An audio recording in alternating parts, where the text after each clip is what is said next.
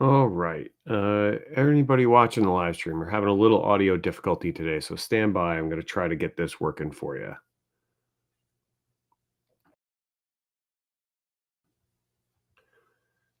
What are the inputs here?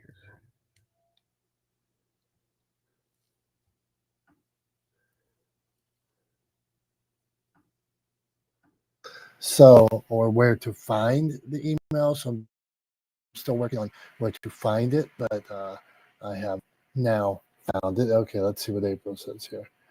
April says, "You're right. I'm working." She's crying. Yes, I understand the the tears sometimes when that happens. I get you. Tom's got a hand on his side. Okay, let's go here. All right. So these pillars, what happens when somebody's off message, off pillar, if they don't have core principles that they stick to, all of a sudden they're saying yes to everything, or confusing, which is our next topic, consistency, confusing their audience. What's this, Tom? I see I'm looking at the live stream. I see something new here.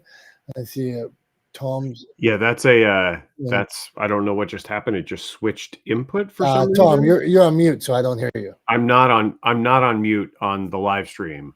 Everybody on the live stream can hear me. Only you can't hear me. You're the only one that can't. You're on Clubhouse. You're on Clubhouse. I know, but I can't unmute yet. So you have to stand by. Don't try to talk to me. Okay, he's just moving his lips. Okay, this is all right. There we go. This is exactly not the smartest guys in the room. Dragon, what's going on, man? I wonder if you got pillars, basic core principles that you talk about. Like, I know you are into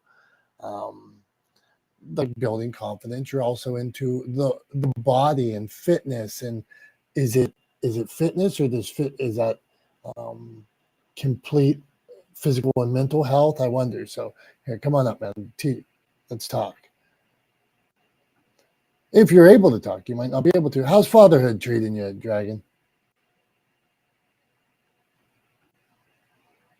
Hey, dudes. How are you doing today, my friend?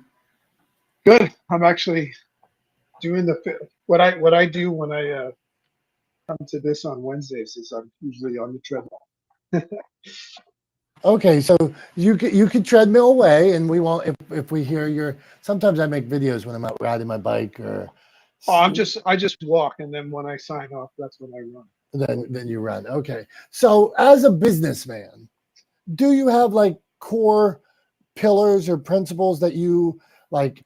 Because you do some coaching, but coaching could fall under mental and physical, or are there key things that you stick to? I do. I do. And I guess it probably comes from if you don't stand for something, you fall for everything.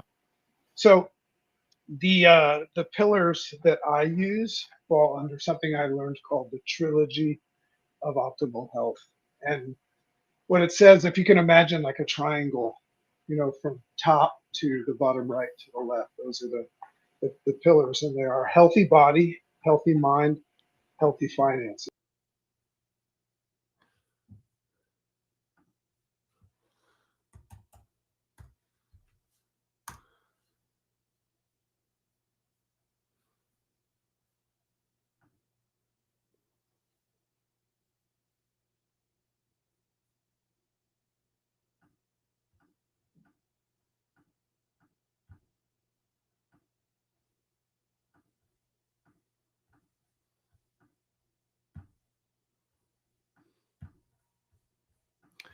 Sorry, everybody. The live stream is not functioning. I'm just going to put up a hold graphic here for a little bit,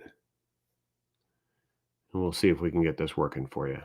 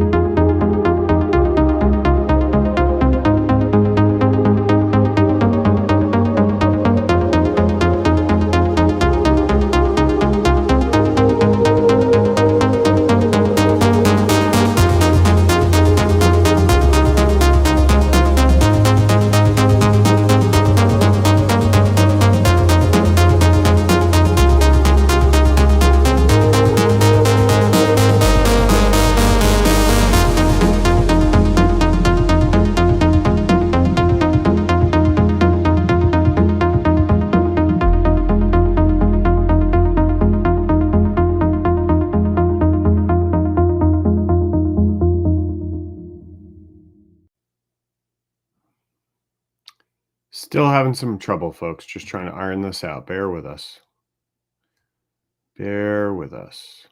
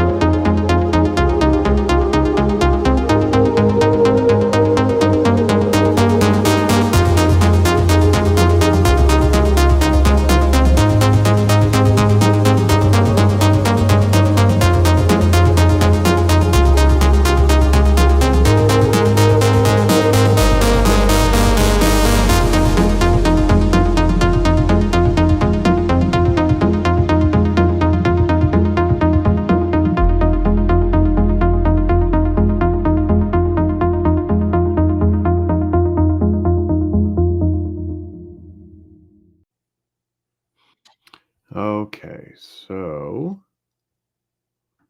we may be getting back up here.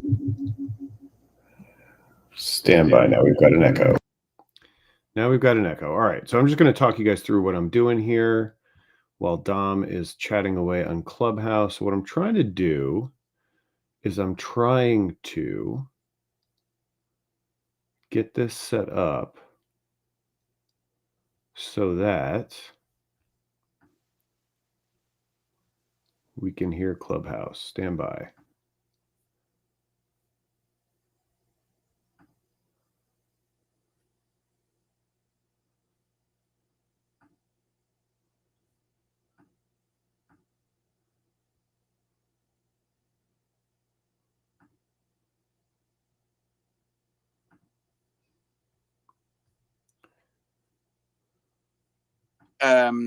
Tools that help sales journey. Like, all right.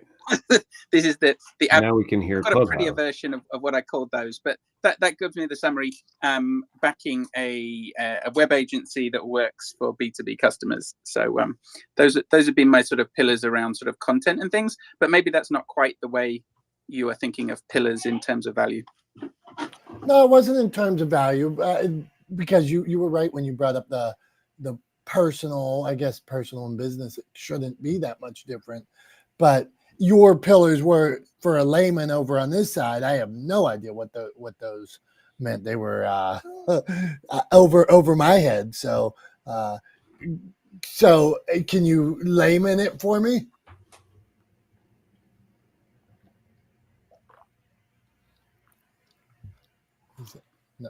No dice. Okay, go on. Hey, Tom, I see you. It looks like you're here. You're live. Are you live? And I think we're working. So we're not the smartest guys in the room, live on the live stream. Tom is talking. So you can hear me, right? Yeah, you sound good. This is functional. Cool. I think I cracked the code finally. Hey, we like that. Tom, so you heard Tristan give some of his pillars here. I did not. I've heard nothing that's happened since you opened the room, because I've been trying to fix the audio issue. When you saw me talking, all I was doing was talking to the people who could see the live stream, because they couldn't hear anything happening on Clubhouse or anything other than me, right? So I was just trying to tell people that we were working on it, have a little bit of a different system set up today. So appreciate you guys sticking with us through the technical difficulties, but that's what was going on. So I've heard nothing. I don't even know what we're talking about. All right. Well then, okay, Tom, right now we're talking, I want to talk consistency, but before we can talk consistency, we are talking about pillars, meaning, like, and Tristan said, oh, do you mean values? It could be values, but I was talking as a business. Are there certain core messages, core things that you stick to? Absolutely. I mean, and I have kind of a series of them, and there is kind of a hierarchy too, right? So like I have a core sort of principle, right, that I try to follow in everything that I do as a business. And that core principle is lead with value always, right? So I'm always trying to give more than I take.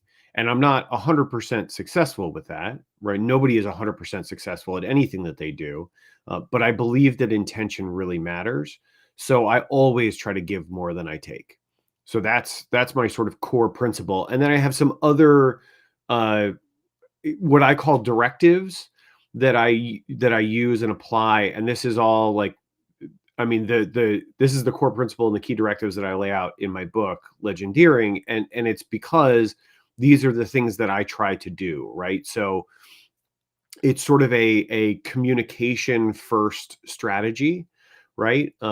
Just like Legendeering is, but my approach to things is very much along those veins. So, for me, it's lead with value always, but then sort of below that and kind of pushing me always towards trying to live up to that core principle are the ideals that I should give without expectation.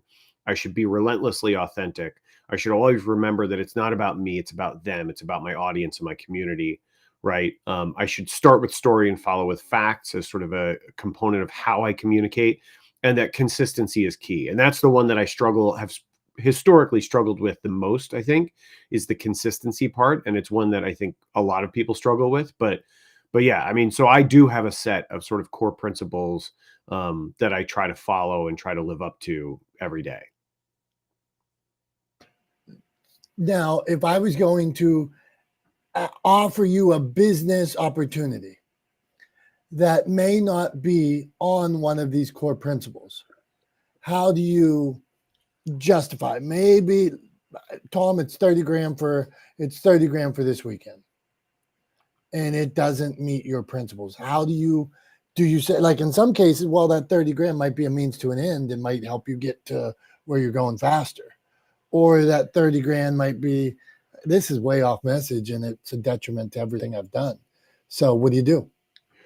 Well, so I think there is a little bit of wiggle room, right? Like not everything is sort of, is binary, right?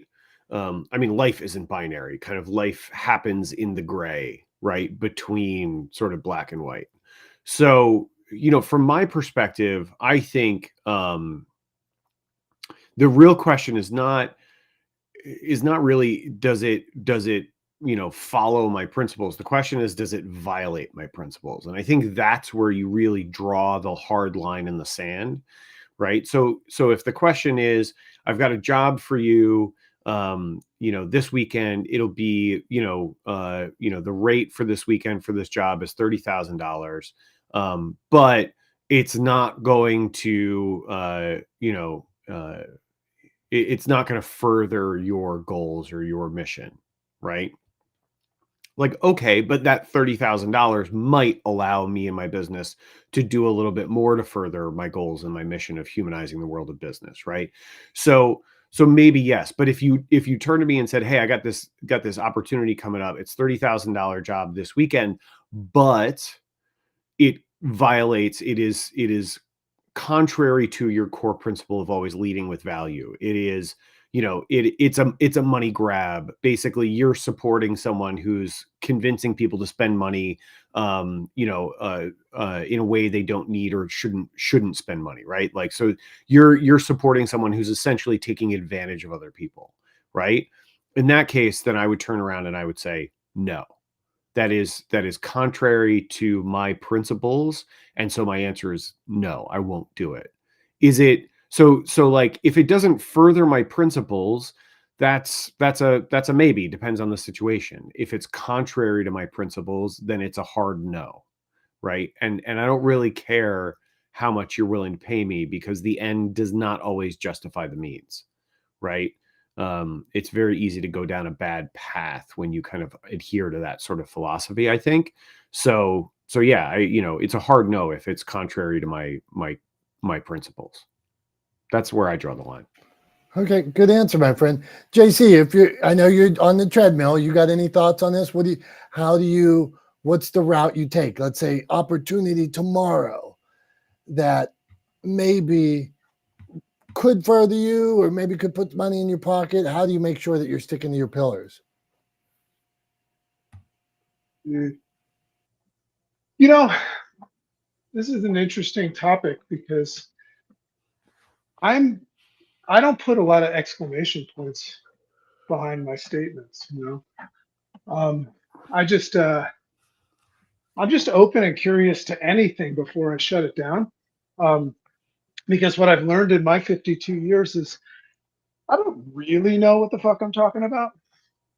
Like I go through glimpses and moments of feeling certain, even about my pillars so I've just learned, like, the success that I have, if I step back from this conversation, look at my bank account, or look at the fulfillment and the amount of quality time I get to spend with my family, however anybody judges success or whatever metric you use, it hasn't come from me never opening my mind to anything.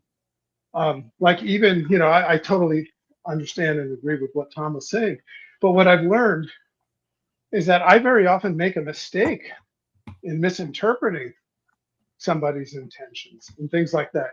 I mean, there's a filter that won't allow certain people to come in, but I've just really been practicing being open and curious, even if it's just to learn about human behavior.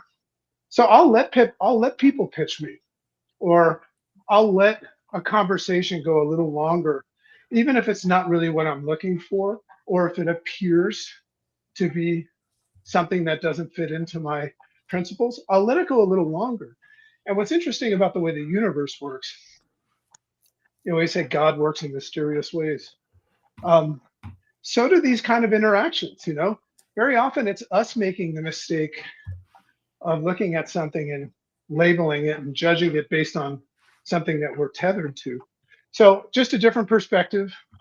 I might wake up tomorrow and use it the same strategy as Tom. But just right now at this time, as we're speaking, I'm open and curious to everything.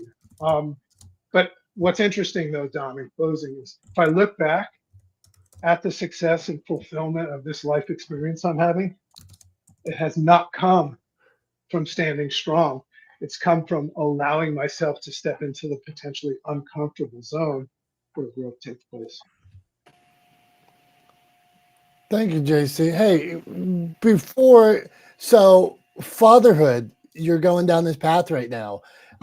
Anything new this week or different? Are you open to sharing it? Have you been down that road before? I don't know. I've got two boys bigger than me graduating college. Okay, so yeah, gotcha. Yes. This is my second run. But what's interesting about that for anybody, I just adopted a little girl, so I got a do-over, which is kind of funny. You know, you kind of there is some glory to knowing that you did a good job. Your kids are going to great schools. They're going to go out into life, and you're raised in the right way, and you get to relax a little, maybe have a little fun. But I just went right back into the trenches. But yeah, it's nothing but a blessing as a parent to have the prior experience of what I think I did right and what I think I did wrong, and just make an attempt at chasing better. So my little girl is getting a much more optimized version of me. So that makes me feel good. I mean, that's pretty much the center of my world right now for any parents that have kids, you understand. So everything I do, case in point, my pillars, you know, the effort I put into life, me on the treadmill right now, coming to this to learn, it's all centered around my children. So yeah, that's my biggest blessing. Good stuff, man. We appreciate you, and good luck on that journey. You said something there that really hit me. I think my daughter's 15, my son's just turned 18. They definitely get a better parenting version of me now than they got 13 years ago. You know, I was trying my best, but I was trying my best with what I had, the knowledge I had at that time, you know, and now 13 years later, I yell a whole heck of a lot less, get mad a lot less, and kind of just understand that some things I cannot change, you know. So I gotta let them be them, you know. I always gotta protect them too. Sometimes over the years had to protect. Sometimes you gotta protect your children from your children. Hey, okay, back to pillars here. Okay, so where I wanted to run this by you all here, and just we're talking pillars. Does your business have them? Do you need them? Can you change them? You could change them. You're growing. So when I used to be in pharmaceuticals, I had already had a publishing business. I wasn't to the point where I was ready to go on my own full time. So I was in insurance first, and then I moved to pharmaceuticals. I just wasn't ready yet. So now I'm getting closer to being ready, and I'm working in pharmaceuticals. And pharmaceuticals was against everything that I stood for in my personal business, a lot of ways. But pharmaceuticals was helping me. It was a benchmark and metric that was helping me get to where I wanted to go. So it was such a mind F when I was going through it, because some of my friends knew, and they'd be like, you're working for the devil, you're this. But what do you think about that? Tom, go on, and we're going to chat with Kristen and Jason again. Go on. I mean, look, I think, you know, everybody does the best they can at that I think everybody should. All right, let me start that over because that's not necessarily true. Everybody doesn't do the best they can, but I think what everybody should do is strive to do the best they can in their current context, right? And I think that's important because it's really easy to Monday morning quarterback, right? It's really easy to look back with the benefit of hindsight and say to someone, oh, well, you should have done this way, or you should have done that way, or even self-critique, right? I should have done this instead. I shouldn't have done that. I should have taken this job. I shouldn't have taken that job, right? It's really easy to Monday morning quarterback. But the real question you should be asking, and other people should be asking, is, did I do the best I could at that particular moment in time, given the context, right? Given the world, my life as I understood it, right? What was available to me then? It's not dissimilar to my kind of approach with creative work, right? Which is something you've heard me say before. Probably everybody in this room has heard me say before, is that when it comes to creative work, it's very easy to get kind of into a cycle, a never-ending cycle of always wanting to tweak and refine and edit and change, your work, whether it's a book. I'm sure you've gone through this with authors before, right? Whether it's a book or some of the books you've written yourself, right? Or it's a video you're creating or a commercial or something you're working on for a client, whatever the case may be. In creative work in particular, I find that this is a cycle that's easy to fall into. And so the question I tell people that they should be asking is not, is this perfect? Right? Because the answer is no. And the answer is always no, because nothing we ever do is perfect. The question you should be asking yourself is this the best this can possibly be right now, at this moment in time, given all of the context and circumstances surrounding everything that's going on right now? Is this the best it can possibly be? And if the answer is yes, it goes. You send it. You give it to the client, right? You post it online, whatever the question, whatever the situation is, right? But that's the question to ask, right? Is this the best it can possibly be right now? And I think similarly, the question people should ask themselves is not, is this the right decision, but is this the best decision right now? Right? Given all the context that I have. Because like I said, it's super easy to Monday morning quarterback, to look back on something, or to take criticism from someone else, right? But if they were in your situation, if the shoe was on the other foot, so to speak, might they have done the same thing? Right? I think potentially. So in a lot of cases, potentially, maybe even likely. So yeah, I always kind of take that thing with a grain of salt, and because context matters, right? Nuance matters.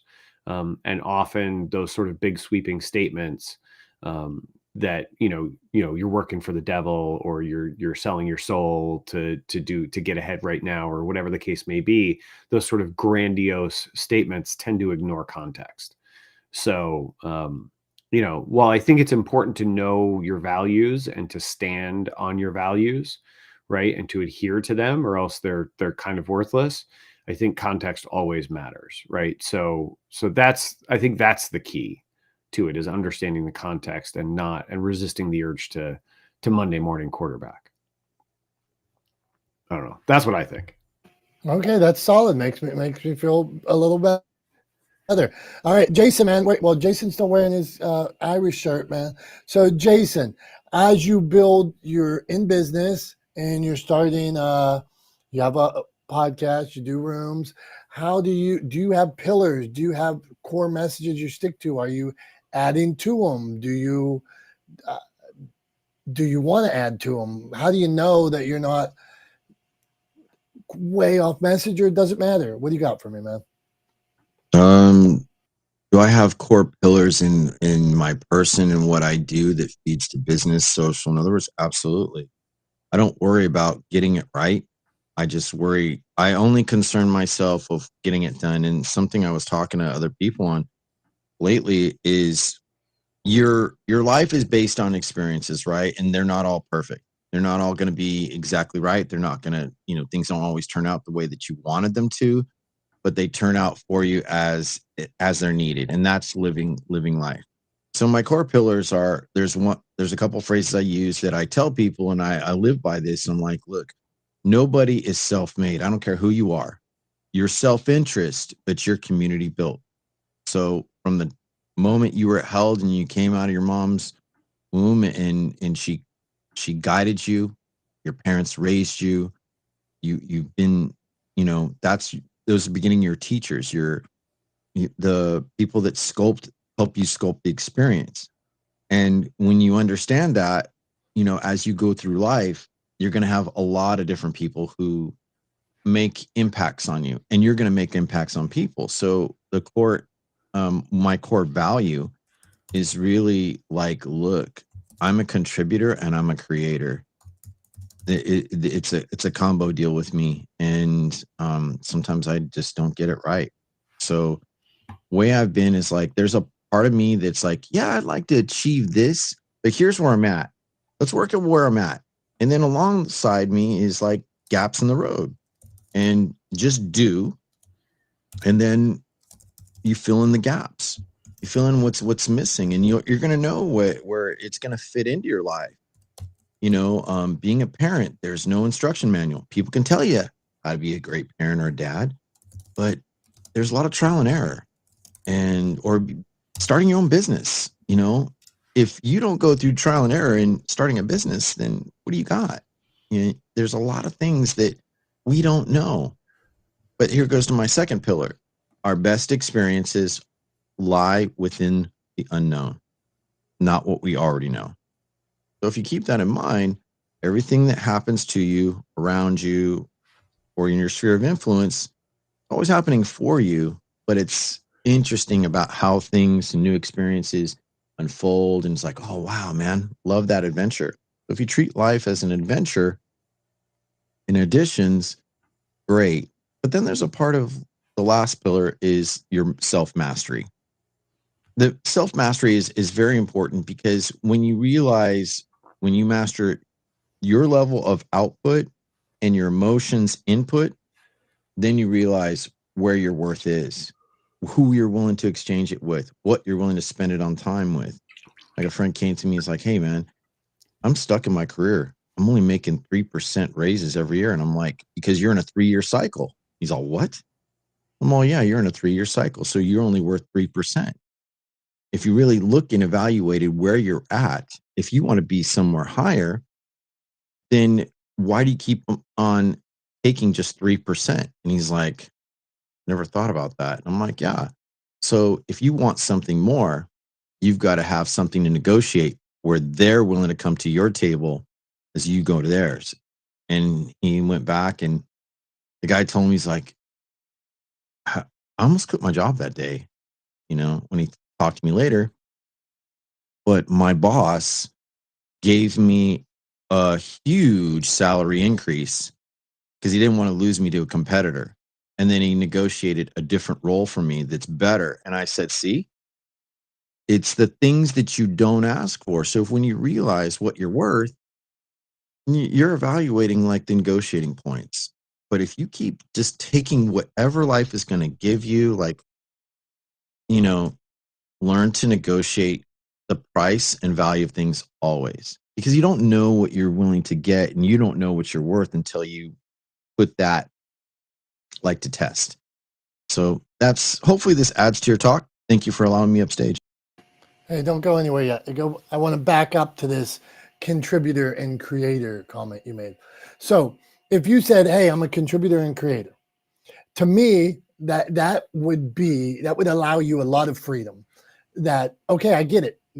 Jason creates. He contributes every day. He's going to create, and it could be, and you could say, this is the mind of Jason. I create, and it allows you a lot of freedom. Is there a time where that could be a turnoff to the people? Meaning, let's say you're a creator, you create, but you gave yourself so much freedom that people are like, whoa, this show's not what I thought I was going to get out of Jason. Is that possible? Or does it matter? Absolutely. It should be that way. It really, and very seldom I ever use that word should. there's a consistently level that you've got to work with and attract people, but when it's always crazy until it works. Everything that you think outside of the box, what other people don't do, what you do, may not work right now, may not work for others or the masses. It might work for some of people. It doesn't matter what you do in your life. But just remember, when it means something to you and you believe that, that's the first most important thing, not in delusion. Like, just don't keep working just to be stupid or crazy, like, oh man, I just keep failing and keep failing. But when you keep working at something, and you believe in it, and it's like, I'm willing to do whatever it takes to learn.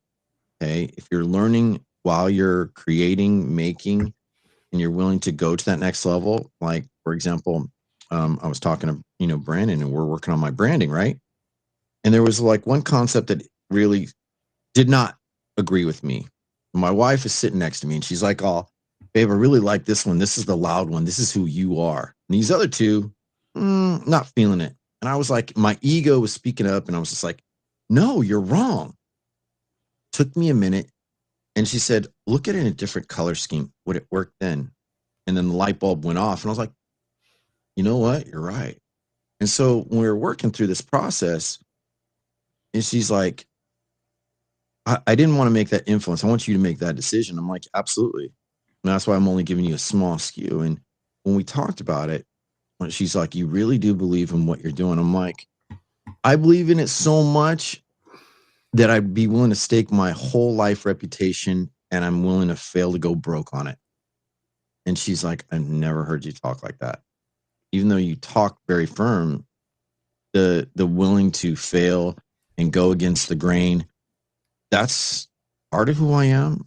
I'm just not willing to stay stagnant. Some people, that's good for them, but I just, contribute, create, share at the table, have fun, because you're only on this earth for so long, and you're only going to have certain abilities for so long. As you get older, you realize, oh shit, excuse my language. Oh darn.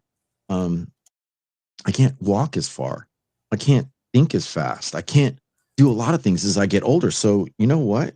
While I still have youth in me, the fire in me is going to burn so bright and so passionate and so concise and methodical. I'm going to make this work as if my life's staked on it. And if you thought about that, and then you think about who you work for, who you collaborate with, who you're friends with, you're going to see people come and go, but you're going to see that you appreciate your value. So create and contribute always.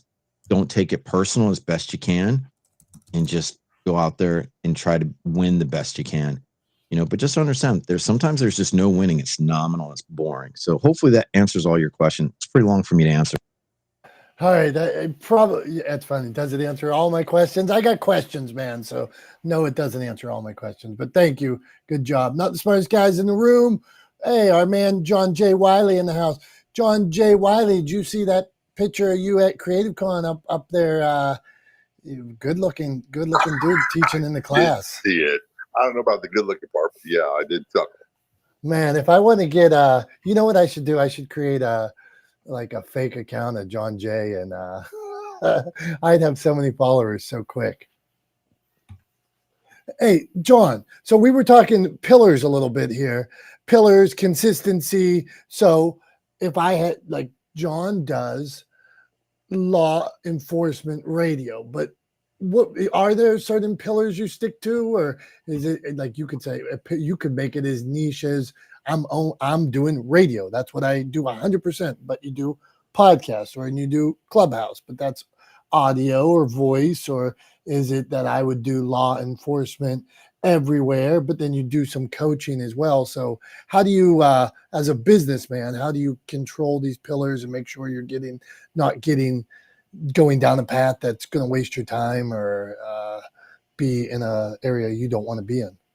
Well, that's a good point. So, first of all, my show is always about either investigating crime from active retired law enforcement officers, or it's about trauma that other first responders, military, victims of crime, or spouses or survivors went through, how it impacted them, and what they did to build their lives afterwards. And that right there, that's about 75% to 80% of my show. When I did start the show, it was only for those afflicted by PTSD and their family members. The minute I got picked up by radio, I had to expand. But the one thing I always tell people is, if you want to do an infomercial, it's going to cost you a lot of money. If you're not going to fit the format for radio, then radio stations will drop me. Then it's got to be a podcast only. And that's a 24/7, 365 marketing platform for you. So I'm not doing that for free. I've got, since 2017, worked and invested in this. And that usually will separate the wheat from the chaff. People will say, well, I don't want to spend any money. Okay, nice talking to you. Secondly, when it comes to other stuff, my social media, website, email, newsletter, I put those in commercials. So that's comes across a different way.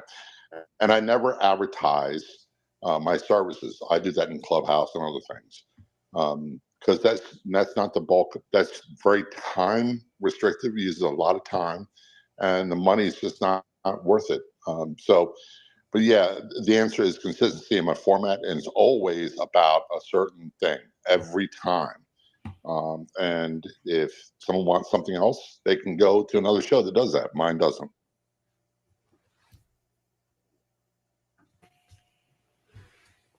I think that makes a lot of sense, John, right? Because like at the end of the day, it's always a bit of a balancing act, right? But I think one of the things that you always work hard to adhere to is the idea that your audience comes first, right? And I know you do that in considering who the guests are on your show, the kind of content that you create for them, the way you reach out to them, the way you connect with them, that at the end of the day, you are there to provide, content that is valuable to or entertaining to or informative for your audience. That's the job.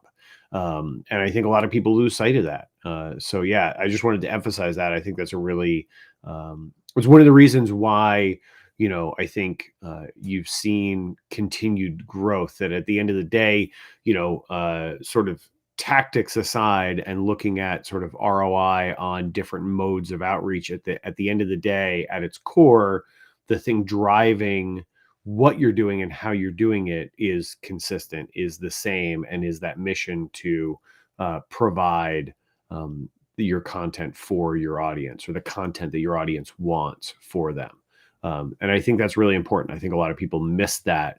They get caught up in the minutia of, things on social media and metrics and stuff like that. And they forget that core mission. And, metrics are great, but if you're not ultimately delivering, if you're not creating the goods and you're not focused on delivering the goods, then the metrics are kind of, meaningless. Maybe they make a difference in the short term, but in the long term, they're not really going to help you. So I think you've got it dead right. So appreciate you sharing that approach. What do you think, Dom? I see what John does, and I really watch him as a student of business as well, and I admire it. So interesting. The other subject that we were talking about today is consistency. John is consistent as heck. Nobody's more consistent than him. I mean, how much content comes out, how the content looks, what the content's about. I mean, John, kudos to you on that. I mean, I see it, and he doesn't try to be all things to all people. So I live in that same world where I do inspiration, positivity, smiles. People might think that's corny. Okay, you don't even see on my own pages, on my own personal stuff. I don't put it out 24/7. I have groups and pages and things like that. I still put it out on my personal stuff, but if people don't want to deal with it, if that's not their thing, you don't have to. I get it. If you don't get that, holding the door for somebody or helping somebody cross the street inherently good and maybe there should be more of that in the world, I'm not, my content is not for you. And some people don't want, oh, imagine somebody being mad that, oh, you posted, here's a teenager that people thought was this, and he actually helped people across the road. You know, like, how could you be mad that I share that kind of content? But some people don't want to see it. So be it. Right, John, what do you think? Should I, like, how do we deal with it? You know? Well, and I have a philosophy is that when it comes to my content and social media, this is what I'm about. This is what my show's about. This is what the content's about. You don't have to like it. As a matter of fact, every periodically I put up stuff that is appealing to law enforcement supporters and victims of crime, and that the anti-police people will hate. And those, they cannot help themselves but make stupid comments like ACAB and FTP, you know, and I just block them. I don't talk with them. I don't engage with them. But I use the philosophy is there's literally hundreds of thousands of other places where you can post content like that, where you can be guests on shows. I'm not one of them. This is what my format is about. When you turn on the television show Deadliest Catch, it's always about crab fishing or fishing and the Bering Sea, somewhere around there. It's never about underwater basket weaving somewhere else. It's never about that. So if you don't like it, you don't agree with it, that's fine. Your perspective can be totally different. I'm not here to argue with you, but that is not what I do. That's not what my format is about. And you can find places to go elsewhere and consume that kind of content. Yeah, and you got to be confident, and you are confident in saying, I'm not going to try to be this. I'm not going to do that, and you can go elsewhere. So what? Go for it, Tom. What do you think about that? He says, yeah, just go.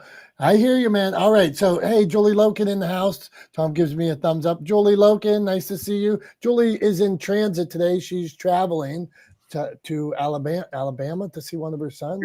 She's going on vacation. She's saying the other day. It's a vacay. She lives it up, man. She works hard though. Yeah, she does. She nonstop too. I'm not sure that sometimes I get messages from Julie at like 5 in the morning, 5:15, and she's an hour behind me. Or right, it's 4. So, John, you ever get messages like that? Let's see if that gets her to. Well, I'll just say this: if I get a message at 4 a.m., I can guarantee you I'm not seeing it till after 6. Yeah, that's how I am. Right. There's certain times, no, I'm out. Yes, but then I see it, I'm like, holy, and it's like a thought out process. I did this already. I'm like, you did this already? Come on, I need time to decompress in the morning and at night. I was just talking to Tom. Tom lifts weights early in the morning. That's in exercises and does his fitness early in the morning.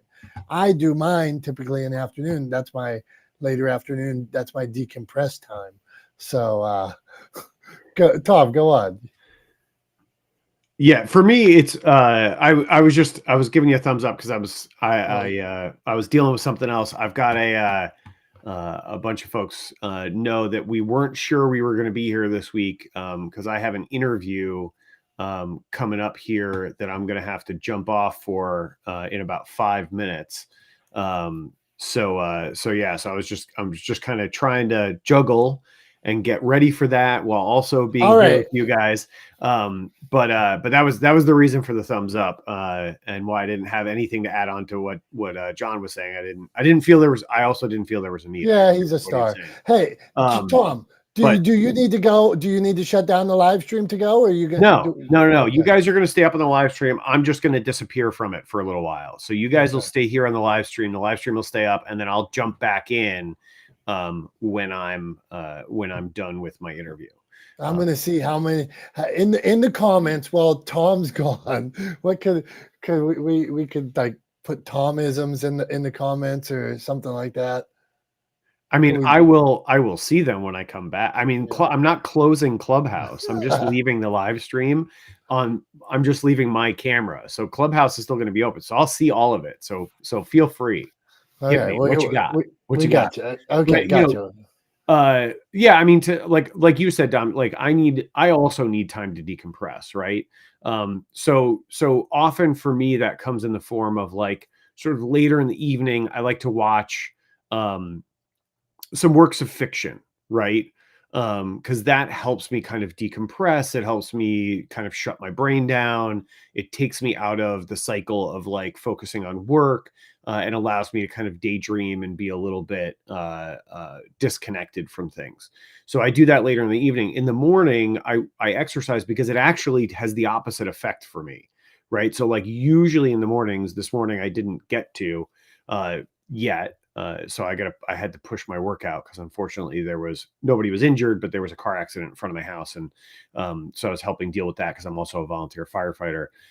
So I was responding to an accident that was literally right in front of my house. But one of the things that working out does for me is it gives me the time and the space to just kind of let my mind run and work through a bunch of stuff. I have some of the best ideas that I use in my work while I'm out exercising, right? Like, in fact, I would be surprised if my book Legendeering even existed if I hadn't gotten into endurance sports. I mean, not to mention the fact that my publisher basically pulled the book out of me, but if I hadn't gotten into endurance sports, I don't know that it would have existed because I don't know if my thinking ever would have sort of coalesced around this concept of legendeering, if it wasn't for that time I spend in the mornings, often kind of running through ideas and thinking through my day and kind of prepping for the day mentally. So I use it a little bit differently, right? So my decompression comes from kind of taking in, like right now, I just watched the latest episode of Shogun last night. So watching fictional series like that, or I was watching a comedy series just before it called Resident Alien. But watching fiction pieces like that is kind of one thing I do to decompress later in the evening. But in the mornings, I like to work out because it gets my brain moving. And with that said, I'm going to jump now. So I will see you guys all in a little bit. You guys will all stay here. The live stream will stay up. I'm just going to jump out and wish me luck while I go get interviewed.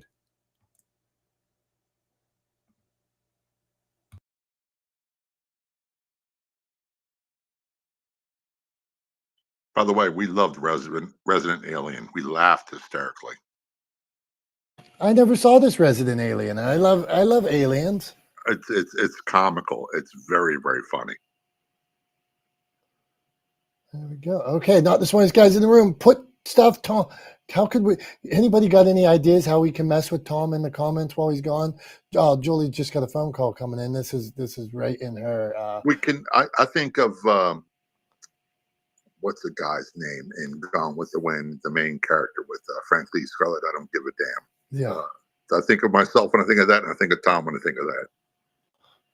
Yes, he definitely does it. He is not shy about giving his opinion, is he? Not shy about. He don't hold back. No. Nah, and nor should he. I mean, when you're confident and know what you're doing. Hey, I just finished Legendeering, and I read it in and I read in segments. It's a week. I was done with it, and it was a great book. And once you get into like show structure, and there was so many modern day examples that were so clear that this is Tom's book, Legendary, and so many modern day examples like how why criminal SVU series is so popular, how it's structured, why it works, and then when you read the book, you're like, oh shit, I get it, I see it. It's clear as day what's going on here. So, Julie, you're back. Julie, we were talking pillars before, pillars and consistency. You're very consistent. You are 24/7 putting out content, helping people elevate their messages. So do you have basic pillars that you use like that, so you know that you're not going down a path that you shouldn't be or getting involved in things that you shouldn't be involved in? Yep, that she took a phone call. So I'm here. Someone just keeps calling me. hey, you're popular. So go on, answer the question. Unless you're in the car with your family or something and you don't want to talk. Well, we're just getting ready to board our plane, but pillars, I'm not sure I have pillars, but if I have something good to say, I'll just jump right in. I just wanted to say hi to all my friends here. Hey, guys. All right. Well, we love having you, Julie. Julie Loken is the best. And like John Jay said, Julie works hard.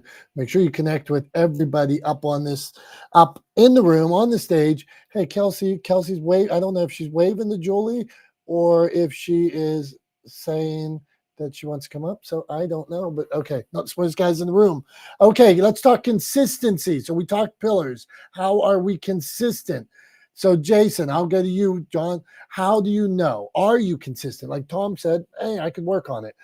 I think for me, consistency is something I'm probably, that might be something I'm best at. For 20 years, I, I think I started posting and sharing this kind of content in 2009, but maybe I'm dumb and I should be like, I didn't get 100 million followers yet. I should leave. So how do you stay consistent, Jason? Or how do you get consistent? I wake up literally thinking I'm going to go make impacts. I think about it the night before.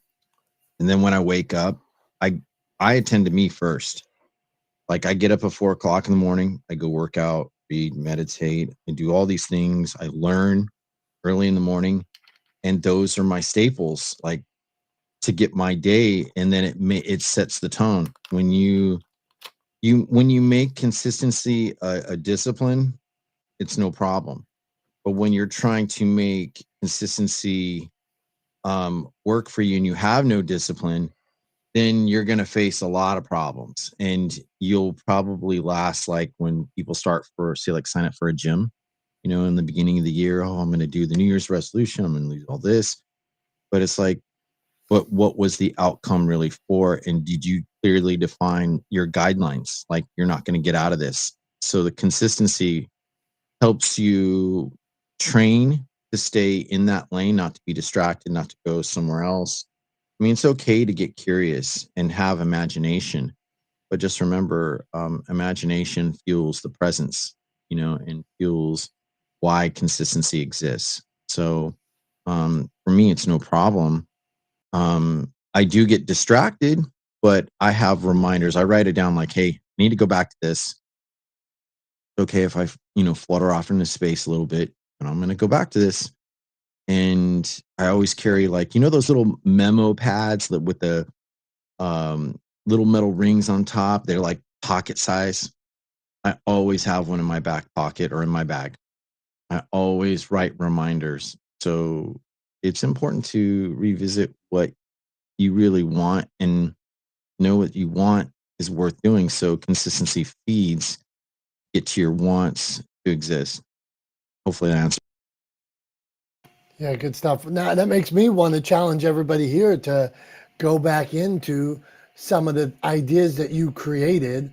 Like I'm looking at one right here that I haven't worked on. I got a whiteboard that sits across from me that I haven't worked on for a while. I'm working on it with another guy, and then we had somebody else reviewing it. So how screwed? So the guy I'm doing it with, okay, we slowed down a bit. The lady that was reviewing it, she got married and had to step away. So now this project's sitting there, but it was a good idea.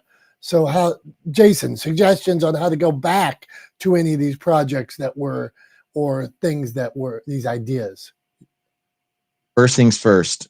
It's like Raul Julia says in the Addams Family, the movie says, he was his lawyer, and I love this scene. He goes, hey, Sully, we can't work on new business until old business is completed first. And we're still in third quarter or second quarter. So next quarter we'll evaluate. So if you have a past project, ask yourself what interrupted. First thing, what interrupted from me continuing? Be honest with yourself. So now you know why. Okay. Now what do you have on your plate that could re-interrupt you again to not do that? Okay, well, you know what? I've got so much. I want to attend to this thing, and this thing seems cool again. I've wanted to get back to it, but it's like, give yourself some wiggle room. Look at what you have on your plate in your schedule, already what you have. And if you have too much on your schedule, can you realistically go back to that project? You're going to have to clear off the books, enough to where you got space. So I think that would probably be the best approach. If you have a project that you want to visit, then look at some projects you finished where you can put that old project in place so that you have a clearer pathway to work. Because there's nothing worse than when you're working with a mess, just start where your feet are at, start clearing the way. Good stuff, man. Tristan, same thing. How do you stay consistent? Any tip to staying consistent? What do you got? Are you, unless you're like, hey, I stink at consistency and have a question. Well, Yeah. No, maybe I have to struggle with it. I haven't been able to articulate it sometimes, and I think that's sometimes what it is. But the more the consistency I go for is around flow. As programming is a big part of our work. A flow state, or I guess that applies to anyone who's working or artistic, or gets into a space where they just want to keep going with that idea, that end result that you're getting it to. And so keeping work small, keeping work in small enough items that it's easy to just keep picking them off the line and keep working on them, and not having to rethink and reevaluate each piece of work that comes in front of you, I think can be very helpful to maintain sort of flow. And the flow is the consistency. If the machine is well oiled, it's flowing through. So that tends to be what we're trying to do, is try and keep stuff at a good manageable size, and keep consistency that way. Good stuff. I love this concept of flow, trying to get into that period of the day where you're the happiest and you're the most productive. How do you get into that more often? But here's, as we challenge each other, here's something that I picked up from what Tristan said. It's a good idea. Like you could write a book on this, or just take this and make videos. It was pick a piece. So you said, basically, if there's, like, let's say me, so right now so multiple screenplays that we have written, that we have like in-house, but once you write them, you make the treatments and things like that. It's about meeting new people and trying to get these in front of people. So I was pitching somebody the other day. I pitched them 3 ideas. They said, nope, nope, nope. And then I told them about, I got a high school coming of age story about, it's called Growing Up Gangster. And that's what it is called. And he was like, that's interesting. So this idea of pick a piece, if you could do one thing on any of these old projects, I like the idea of just moving it forward. So when we talk consistency, for me, it's just moving it forward in some way. Okay, did I move it forward in some way rather than it completely being shelved? Could I do one thing? Could I go use ChatGPT and redo a bio? Could I send an email? Could I share a social media post? That's what I'm going to do. I think I'm going to talk about growing up. You guys, I'm tagging you in a post later today about Growing Up Gangster. But okay, moving on. Not the smartest guys in the room. Dante in the house. Dante, I think you're in Atlanta, right? Yeah. Hey guys, yeah, man, I'm down here in Atlanta. Yeah. I was watching one of those house hunters the other day. I was in New Mexico over the weekend with my sister and my dad, and she was watching House Hunters. And Atlanta, expensive as hell, man. They were in these circles, like the circles closest to town. Jeez, that's no joke down there. Yeah, the prices definitely went up. All the LA people that migrated down here during quarantine drove the costs, everything down here up. Dang. Hey, okay. So Dante, as you launch your business, your brand, I see do you have pillars? And then how do you stay consistent? Go on. What do you got for us? Well, and if you want to ask a question about it, go on. Oh no, I love it, man. As soon as I came in, I go, this is my jam right here. It's funny the conversation you're having, because since the thing I've been organizing this book and notes and creating an outline, and the flow book, actually, ironically, what Tristan just brought up, talking about flow, and I was noticing, I was like, man, I kind of have some blocks, right? I was like, where are these blocks coming from? And there's a script I had started probably like a year ago, my second one. It's like kind of as if you took Fresh and Bobby Fischer and you kind of intermingled the two. It's a chess film, and kind of like so anyway. So, and I set a goal to have it finished by a date, because I already had seen the whole story from start to finish, and I hadn't completed it, and I was like, I picked it back up and I said, you need to get this out of the way before I move on to this next thing because it was like a subconscious block. Just it was like limiting the flow of creativity, and it's like I guess if you, bad analogy, like if you're like you weren't completely divorced yet, or you're still living in the house with the wife, and then you're out dating again, even though you know you're getting a divorce. It's kind of like that type of energy.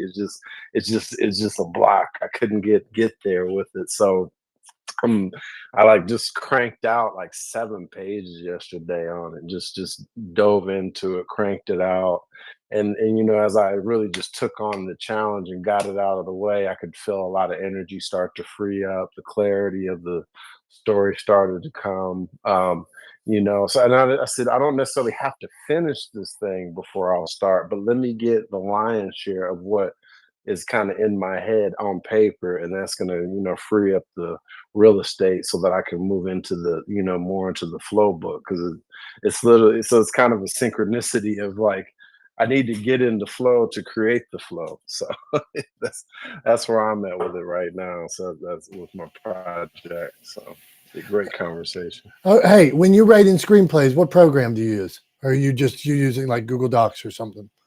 No, I wrote Danger on Duty and ATL Crime Saga. I wrote that on I started it on Word, and then back in 2020, and then when I finally got it complete and finished, I switched it over to Drama Queen, which is like you can integrate that into like Final Cut or Final Draft or whatever that the main industry one is. You can do all that fun stuff. Yeah. Gotcha. Final Draft.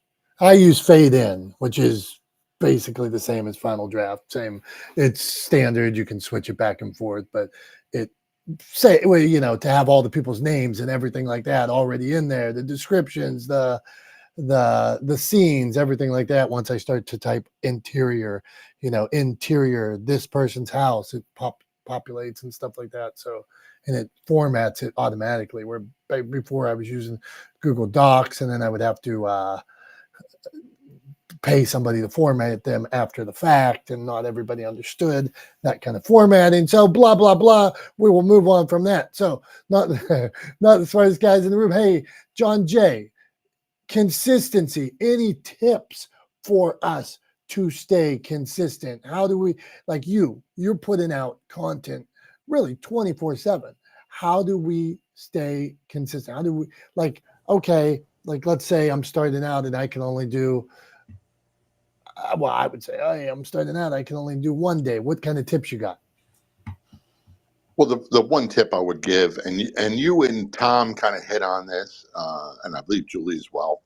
I really structure my time that certain times I do certain things. Like for example, first thing in the morning, I'm going to work on scheduling content for Facebook and Instagram on my primary page. Then I'm going to share. I don't want to share, this is the wrong word, but I'm going to copy post to another page I manage. Then I've got another one I'm getting ready to do different posts on. And I've got a fourth page that I'm doing on. So that's every morning. Then I only do recording of episodes of my shows on Tuesdays and Thursdays, either 12 noon or 1 p.m. That's it. Unless they are a huge name that I'll make an exception for, which is very rare. That's it. And I give people dates. Saturdays and Sundays, I work on editing my content and doing the final mix downs and sending it off to the radio syndicator and podcast. But the main thing for me, in short, is schedule your time, block out your time, and then make sure you have time for what's important in life. So I try to end things by 6 p.m., 7 p.m. at the latest, spend time with my wife. We watch TV, we have dinner, we do several things together, and unplug. And I try to do that 7 days a week. So time management is really, really important. Love that tip, man. I got that from you and Johnny used to talk about, like, even blocking the free time to just make sure that you were even taking lunch and stuff like that. So I took that from you.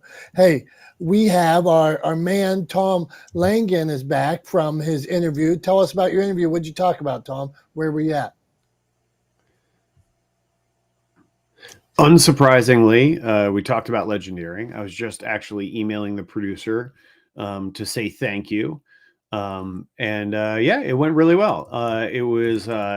It's funny because it's interesting when you do these. It was live to tape, so it wasn't live on air, but live to tape, and it's for a morning news program. And so when you do those kind of interviews, you forget that it's a bit unceremonious. You kind of have to be ready to go right away. They go live, and it was literally, I was in the Skype call, and all of a sudden there's the host introducing me, and there I am on screen talking to the host, and I better just have some good things to say. But luckily, I spend an inordinate amount of time talking about legendaring and what I do and why it matters, and furthering my mission to humanize the world of business through better communication.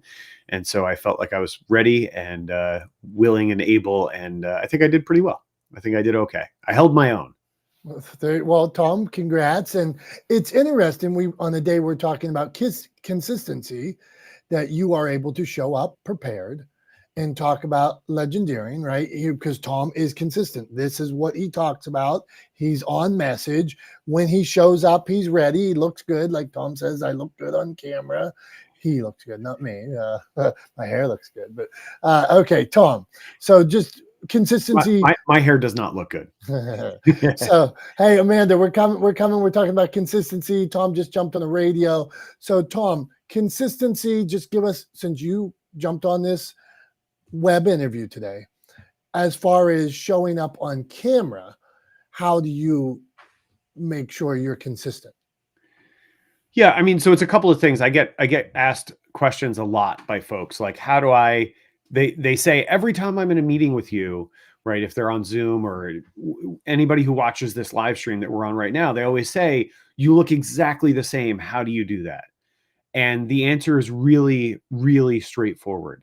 It's I remove all the variables and put the look of what you see on camera completely under my control. So what does that mean? Well, I have a window about 3 feet that way, right? There's a window about 3 feet that way. Well, guess what's in front of the window? A blackout curtain, right? So all of the lighting that you see on my face right now is 100% intentional. It's all lights that I put in place to illuminate me and the background in a very particular way to make sure that I look good on camera. Now, I also have the advantage of owning a video production company and having access to better quality equipment than your average person. So I've been able to take stuff that I already owned and knowledge, excuse me, and knowledge that I already had, and put it to work to craft, this look on camera. But really what it starts with is, don't rely on things outside of your control. So people ask me like, well, sometimes, I look great when it's sunny, but when it's cloudy, nobody can see me. And I'm like, well, then you're relying on the wrong thing for your main source of light, right? Like, if nobody can see you when it's cloudy out or late in the evening and you look great when it's sunny, then what you need to do is replace the sun with a light that you control, right? And think about like where the sun is coming into the room, the angle at which the light is coming through the window. And if it looks really good, then try to replicate that. Put a blackout curtain in front of the window and then put your light in the same direction from, hitting your face from the same direction as if it was coming through the window, right? You're going to need that light closer because I guarantee you don't own a light that's bright enough to emulate the sun. But use what's available to you, right? Like if it looks good coming through that window, then just eliminate the variable. Don't rely on the sun, rely on a light that you have control over, but use the same angle, right?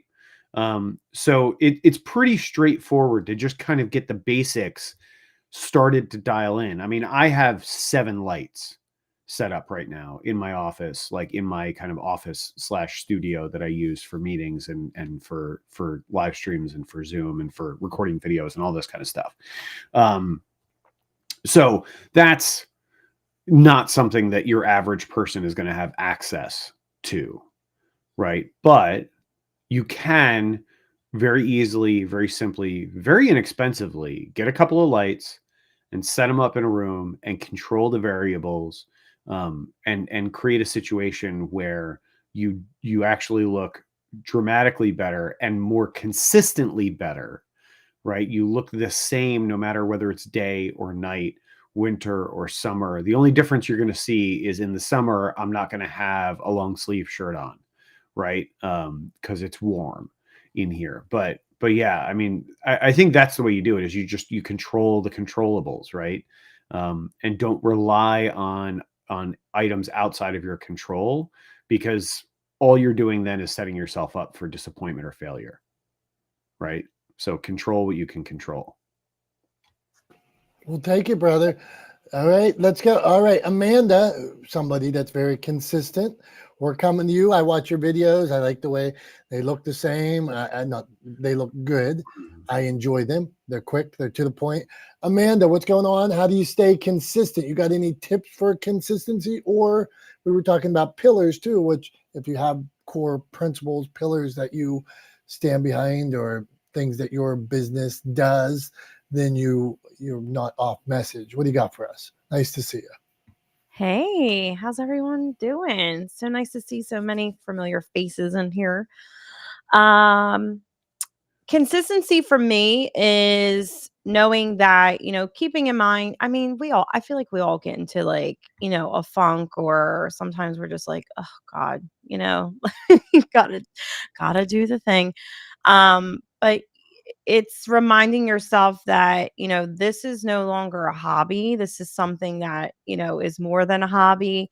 And for me, when I get into those funks, or I feel like, not showing up, or just not able to get myself together, I'm vulnerable, and I just keep it real about it. Like my newest episode launches tomorrow, and I don't know about you guys, but there's like a weird energy going on right now in the world. Not to get too woo-woo on everyone, but I've just been talking to a lot of people, and they're just like, oh, I'm in such a funk. Like, I feel like I can't, feel like I have weights around my ankles, and, just trugging along. And I'm like, I feel it. I feel you. I'm right there with you. And I brought that up in conversation on my podcast.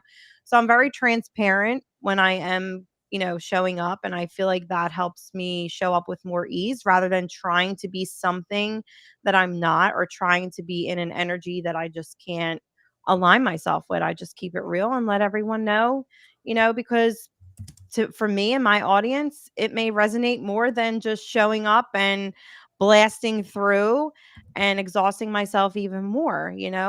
So giving them something that may be relatable versus something that may be not real is what really hits home and allows me to show up more consistently.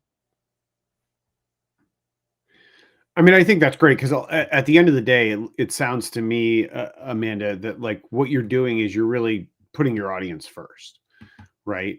Is you're making sure that you're you're doing your best to show up for them, as opposed to just doing whatever kind of suits you. So you're listening to them when your audience, gives you feedback and says, they're struggling right now, whether it's because it's the end of the winter and they want spring, or because it's tax season, or whatever the case may be, right?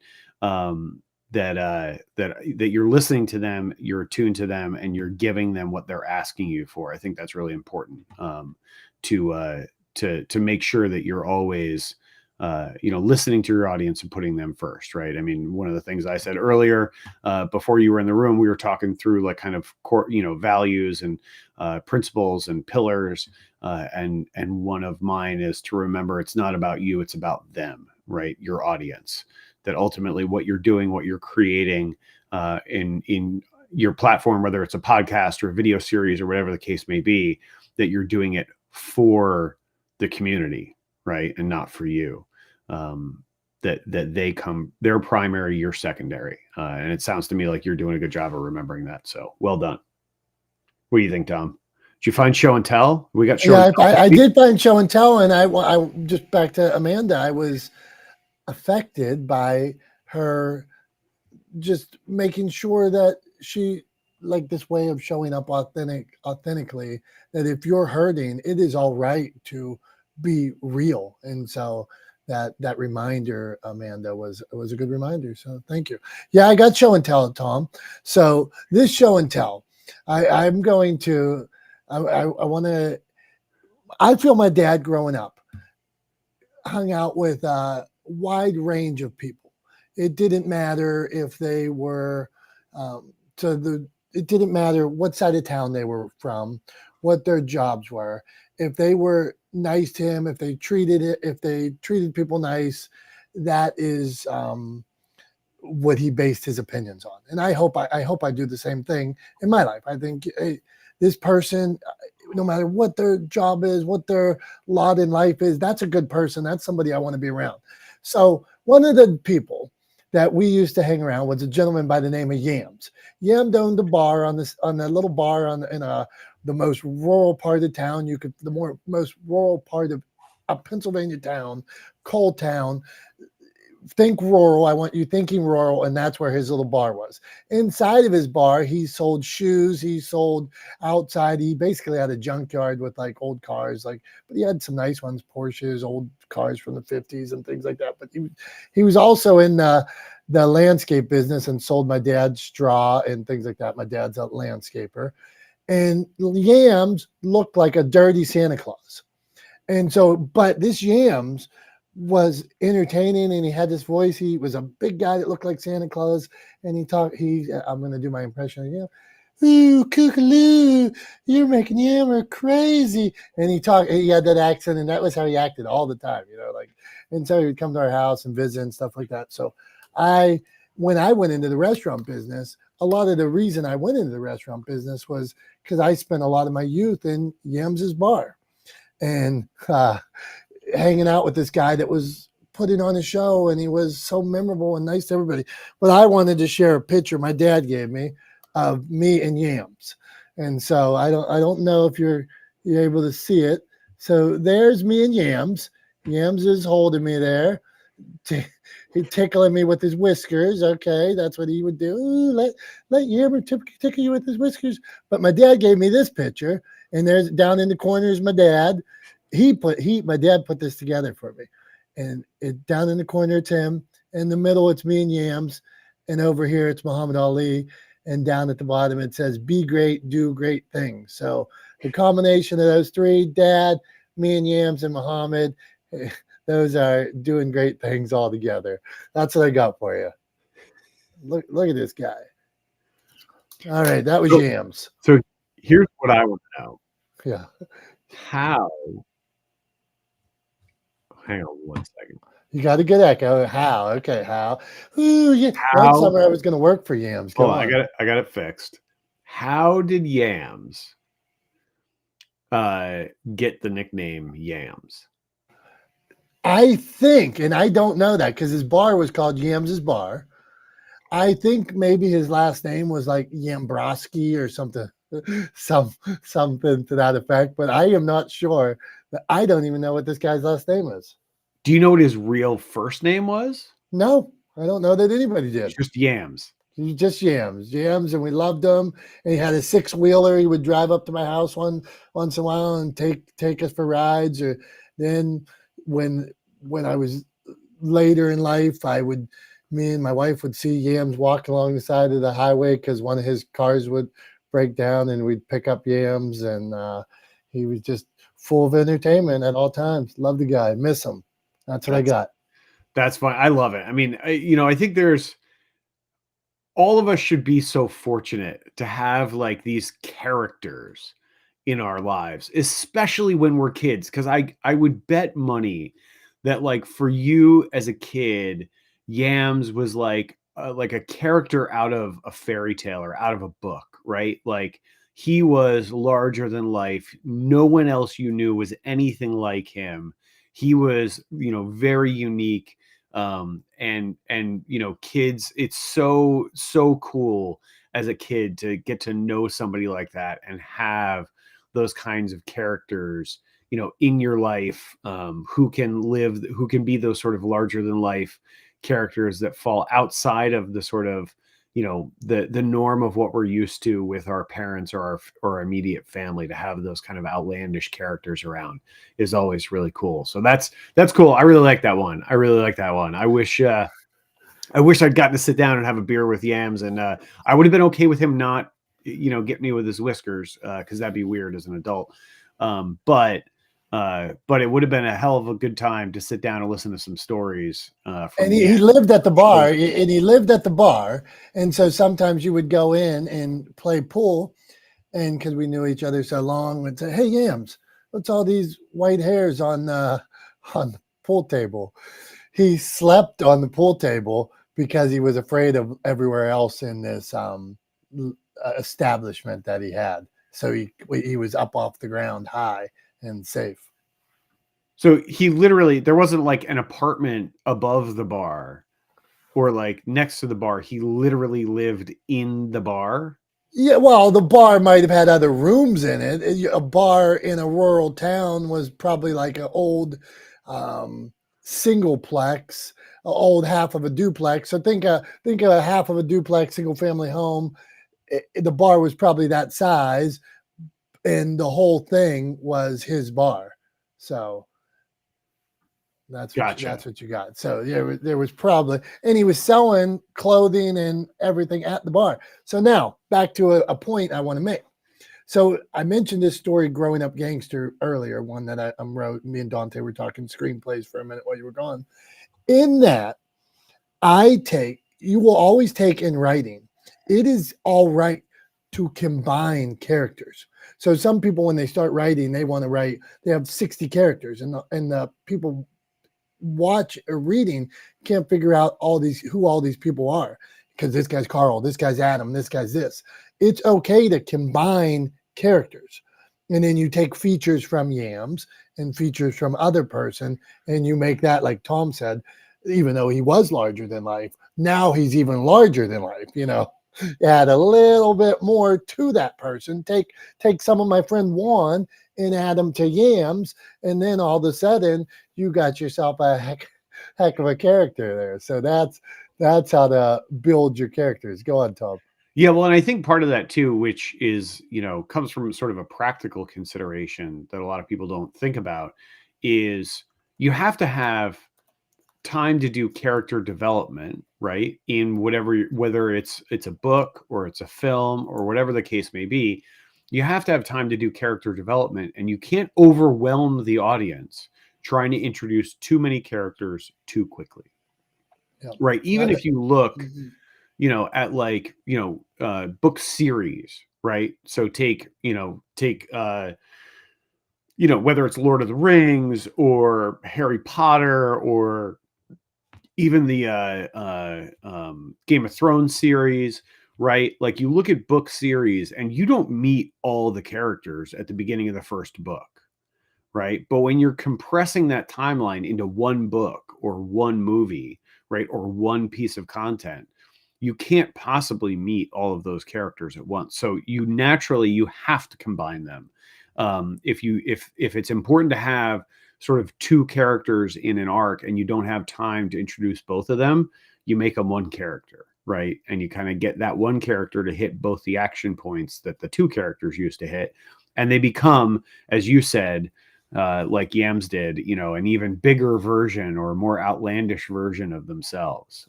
So yeah, I mean, I love that. I kind of I almost want to do like a riff on like Cheers, but with like Yams as the main character of the bar, and like it's all the local people that go into Yams's bar, right? And Yams is this crazy character that is, on the one hand, completely out of his mind, right? But on the other hand, absolutely beloved by everyone that meets him, and endearing like you wouldn't believe. I don't know. Yes. I think that would be a fun sort of. I love it, man. Let's right? talk. Let's talk. And the thing about, like, when you talk about developing characters is, so I don't know, Flash, if you've ever seen Breaking Bad or Better Call Saul here. No Breaking Bads, no Better Call Sauls. Okay, interesting. How about Beth flashed. Okay. How about Yellowstone? Okay, we got a Yellowstone. Okay, so when you like, both of those were two great series as far as building characters, and it's interesting how much more you can build characters in the series. To Tom's point, like you have 10 episodes to build Jimmy in Yellowstone. Jimmy comes, I don't know if Jimmy comes, he's a nerdy little cowboy, and John Dutton helps him out. And at first, he's not a cowboy. They make him a cowboy. They break him. Then they find out he's good at riding a Mustang or whatever, a bull, whatever he's riding at the time. Then he's a champion. Then he breaks his back. Then he has to learn to ride again. And then he finds a girlfriend. Then he finds another girlfriend. Then he finds his true love. One girl only wants a guy that can ride. One girl loves him for him. All this, and then he goes away with her and rides off into the sunset. This is character 15 on Yellowstone. I mean, what beautiful development of a character. And then I was thinking of in Better Call Saul, there's a character, Howard. He's a lawyer who you hate Howard, you like Howard. Howard works for Saul, works for him. Then Howard basically fires him. There's so much. And then at the end, we lose Howard and we look at it and we're like, oh no, Howard's gone. Howard might have been really character 12 on the show, but the way they were able to build him, it's masterful. Go on, Tom. I see this is down your neck of the woods. Yeah, I mean, I love that. Like and I think that when you talk about that kind of journey, right, with a character, right, you love him, you hate him, you understand him, he confuses you. It's I think what that speaks to is the skill behind how that character's written and the way in which that character is introduced to the audience and developed for the audience, right? And how that character interacts with other characters on the show, because those are very, very sort of typical human reactions to other people, right? I mean, I think, you think about, like I have my best friend in the world, right? Like the guy that I've known the longest, who I consider to be my best friend in the world. We've known each other since we were 2 years old, right? We're kind of more like brothers than we are friends, in that there's this sort of inextricable bond between us, but we ended up in adulthood kind of being relatively different people and going down different paths, right, in life. And at the same time, I can tell you there were times when we were kids and when we were growing up where we got into like full-blown fistfights with each other, right? Where we hated each other's guts for like a day, right? And then it was back to things as normal, right? Back to like being inseparable. And then we'd get in a fight about something and we'd hate each other's guts for a while, and then we were back to being inseparable. And so it's a very human reaction to, and really speaks to the skill of the writers and the creators behind that show, that they were able to give that depth to the character, that you like him, you hate him, you understand him, he confuses you, right? That there is that sort of nuance to him, because I think we all have moments in our lives when even people that we've known forever, we look at, right, and we think, what is happening right now? Like, what are you doing? Like, how is this happening right now? I don't understand this. And it confuses us, but it's somebody that we've known our whole lives, or it's a spouse, right, or something like that. And you're just like, what is happening right now? And then you move on and you understand that, people are conundrums, right? Like, we all have those kind of nuances to our characters, and we do unexpected things from time to time. But I really, like, it makes me want to watch that show more. It's kind of on my list of like shows that I'll get to at some point, is Breaking Bad and Better Call Saul. But yeah, it makes me want to watch that show more, and sooner rather than later. I guess it's a prequel, right? Like, I mean, Better Call Saul in the timeline happens before Breaking Bad, even though it was made after. Yeah, but you want to watch Breaking Bad first. You want Gotcha. to you want to watch Breaking Bad first, Okay. and then they introduce Saul in Breaking Bad, and then you see all Saul's life. So when you talk about character development, Saul had all of Breaking Bad, and then his own show that they go. So Saul is the most complex of characters. Breaking Bad is incredible, maybe the best show I've ever seen written. Like I really would go that far. I wonder, it makes me wonder though, because the way it was obviously the way it aired, right, was Breaking Bad, and then Better Call Saul was a spinoff, right? But in the timeline, Better Call Saul happens first. I wonder, I'm sure somebody's written about this, right? But I wonder, like, do you get a better appreciation for the character of Saul in Breaking Bad if you watch Better Call Saul first? Ooh, that's complex.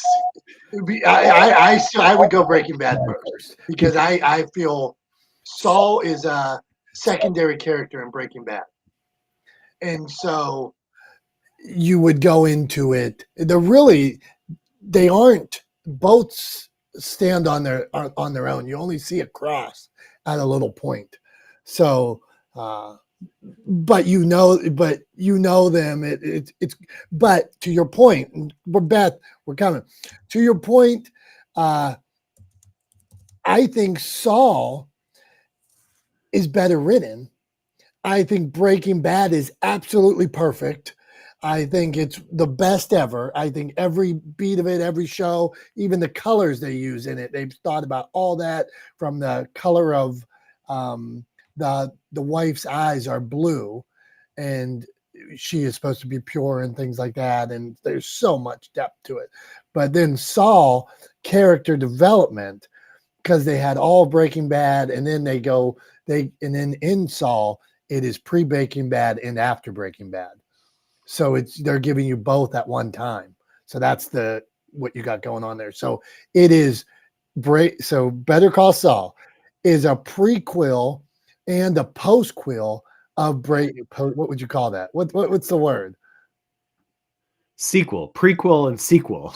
It's a prequel and sequel of Breaking Bad at the same time, which makes it even more wild. But it moves because they do so much time building characters.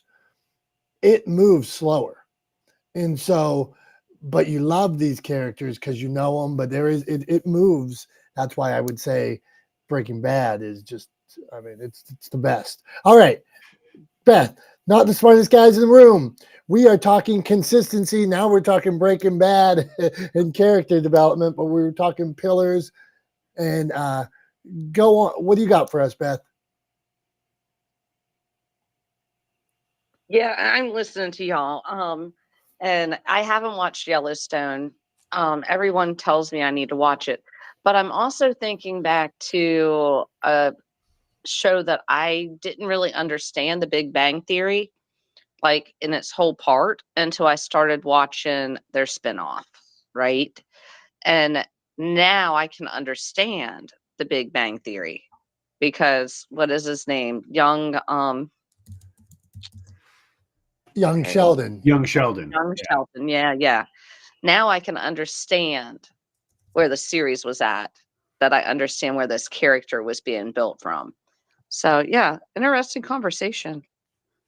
There we go. We got interested. We should talk all characters another day. We'll just go into digging into developing. Like Dante was saying, he's doing some writing, so and working on some screenplays. Think about adding. And so I would do it the same. Think about adding something, going back to any of these characters and adding a way they looked at somebody when they crossed the room, a way they turned their head, a way they looked down at their watch instead of making eye contact to somebody. That will make your story better later on. So that's what I would add to that subject. Okay, Tom, we're almost to that point. Now, this is the hardest wrap up ever because Tom was gone for 25 minutes interviewing, but I can't have that kind of pressure. So what do you think, Tom? You got more to add, or are you ready to wrap? No, I was just gonna say too, like I think it was interesting that Beth brought up the Big Bang Theory and young Sheldon, because we talked about like character development, and I talked about fiction. I tend to like to watch sort of not sitcoms but fiction when I was talking earlier about how I unwind at the end of the day, right? But that I tend to like to watch not sitcoms, fiction. But I do have the multicam sitcom format, like Big Bang Theory, like Cheers, like Friends, like so many Golden Girls, right? Like all of those are multicam sitcom formats. I do have it does have a place in my heart, right? But it's because I think for me it's more it's a combination of, do I find the show funny, right? But also, and I'm not really worried about finding the characters believable in a sitcom, right?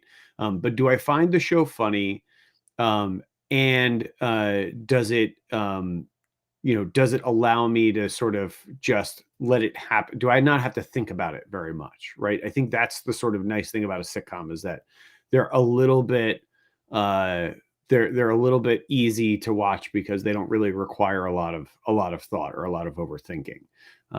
But it's a format I grew up watching and I loved growing up. I mean, I think the first multicam sitcom I ever watched, I think was Happy Days. I think was one of the first that I ever watched. And so I really enjoyed that. It's a format, but it's a very different format. And the only way, I think that characters really develop is over a long period of time on those sitcoms. And you get like a sitcom that runs, you know, 8 seasons, 10 seasons, you get to see a little bit of a character arc over those seasons. But generally speaking, most of the characters and the situations are relatively frozen in time. Not that much changes because you don't have time in a half-hour show to do a lot of that kind of work. And because the episodes are meant to stand on their own, right? The idea is, when you got a show like Friends, right, that ran for 10 years, that had 140 episodes or whatever it is, right, or more, 150 plus, you can't say to somebody who like watches an episode in season 9, well, you have to go back and watch 130 episodes so that this makes sense, right? Everything has to kind of stand on its own. So they don't follow the same arc. Everything's a little bit, relatively speaking, frozen in time, right? Or has to stand alone. So they don't get to do the kind of deep character development that we were talking about in the shows like Breaking Bad or Better Call Saul or Yellowstone or Shogun, right? Which I'm watching right now, which is a crazy good show. But your Game of Thrones, right? Like you just don't get to see those long, deep character development arcs in a sitcom. But they can be fun, especially when you got a character like Yams who owns a bar in an old house in the middle of nowhere, right? Like, I mean, it just sounds like it could be a really good multicam sitcom. Just we should talk about it. It's gold. I'm in that idea. I love. Hey, I almost bought a Golden Girls shirt last night. We were at the mall. Me and my wife. We were at the mall. Was it yesterday? And we're buying something. And I said, "Ooh, I like that Golden Girls shirt." And she said, "I know you do." I should have bought it, but I did not buy it. But it was cool. And a little behind the scenes thing too. Like one of the things they look at when they talk about like characters is, for a show like Golden Girls or like Friends, for example, you want to be able to basically sum those characters up in like a sentence, right? Or a phrase, right? So it's like, and I don't remember I don't remember who was who. But like, in Golden Girls, like obviously, the mom, like I forget her name. Now it escapes me. I don't know. Do you know the mom's name, Dom? Do you remember? Of course, Sophia. Come on, Sophia. man. Yeah. Right. So Sophia was the wisecracking like old lady, right? And then you had what's her face that was played by oh God, her name escapes me now, and she was a freaking national treasure. Okay, Betty White, Betty White, and she right? was She was the dumb one, like the lovable dumb one, okay. right? Rose, 'Cause she was from what, yeah. like Rose, Blanche, Dorothy. Come on, St. Cloud, Minnesota, or something like that, right? Isn't that where she was Saint from? Olaf. Yeah, St. Olaf, yeah. John, I know you got to go right. You're probably doing your show, but I know you want some Golden Girls trivia here, man. Jump in. Yeah, but like all those characters could be summed up in like a phrase or like a bullet point. And that's kind of what sitcoms are going for, is like, the funny one, right, in Friends was Chandler, right? The dumb ladies man, Joey. Yeah, the dumb ladies man, Joey, right? Exactly. So like you want to be able to sum those characters up again, because that way you can create episodes that stand alone. So if somebody comes into it in season 5, they can watch one episode in season 5, having never seen the show before, and it'll make sense and be funny and entertaining. Right. So you don't get to do that same kind of character development, but it's different. It's just different. Right. You get to do different things that you can't do in a series like, Better Call Saul or Breaking Bad. But yeah, I mean, I don't know. I like, you tell me what you think we should wrap up on. 'Cause I'm kind of like, I feel my brain is all over the map today. I started my morning with a car accident in front of my house, and I spent an hour and a half outside helping out with that. And then I came in here and jumped on this, had to deal with technical issues. And then I went and got interviewed for a TV show. And then I came back, and now we're talking about character development and sitcoms. And yeah, so I feel like my brain's all over the place. I don't even know where to start. Well, okay, so I got one for you, because I think I feel like there's an underlying tone to everything, that because Tom is consistent as F, right? Some people say that you should just say the word if you're going to say that. So I've never landed, especially in writing. Like when you write in a book, some people say, like, some people put F then like stars, but just say the word or not say the word. But I don't know where I stand on that. So anyway, because Tom is so consistent with his hat, with how he shows up on camera, with how he works, with his work out, even though today he had an interview, a wreck in front of his house, his laptop went down at one point. We're doing a Clubhouse that he missed 30 minutes of, and I'm able to say, hey, wrap up, because you were on. I think because you're so consistent, that you're still able to deliver. So I would speak to that. Well, I appreciate that. It sounds like either a huge vote of confidence or a really solid attempt at passing the buck. But yeah, no, I appreciate that. I mean, I think it comes down to making a lot of little decisions that add up to sort of a big impact, right? And so when you talk about, me being consistent in how I show up, in how I look, in how I sound, in the things that I say, right? What I did was I made a lot of little decisions that I think over time, over the last 5 years or so, I mean, not like the last month, like the last 5 years of decision making has kind of gotten me to where I'm sitting today, where a lot of those little decisions make a lasting impact, right? So early on, when I started Talex Media, when I decided to leave the entertainment industry and start Talex Media, I decided to get some merch, right, for my new company. And so what I decided to do was get a hat. Well, I found out pretty quickly that you couldn't embroider my logo that I had painstakingly designed for my company because of the typeface that I had chosen. It wasn't embroiderable. I think that's the way you say that. Anyway, so what I had to do was figure out how to solve that problem. So what I went out and I got some patches woven, right? And then put patches on hats. And then I started wearing a hat. And now I and the hat are kind of inseparable, right? I always have my hat on. In fact, I didn't wear it, but I had my hat with me at my wedding reception because I thought I might put it on. It's that sort of ubiquitous. It is everywhere I go, right? The hat is with me. The hat is on. so it was a little decision that I decided, you know, hey, look, if I'm gonna, if I don't feel proud and portray that I'm proud of this business that I'm building, then nobody else is going to be either. No one else is going to buy it. And there's an easy way to do that, and that's to always wear something that says your business on it, right? That conveys pride in what you're doing. So that's what I decided to do.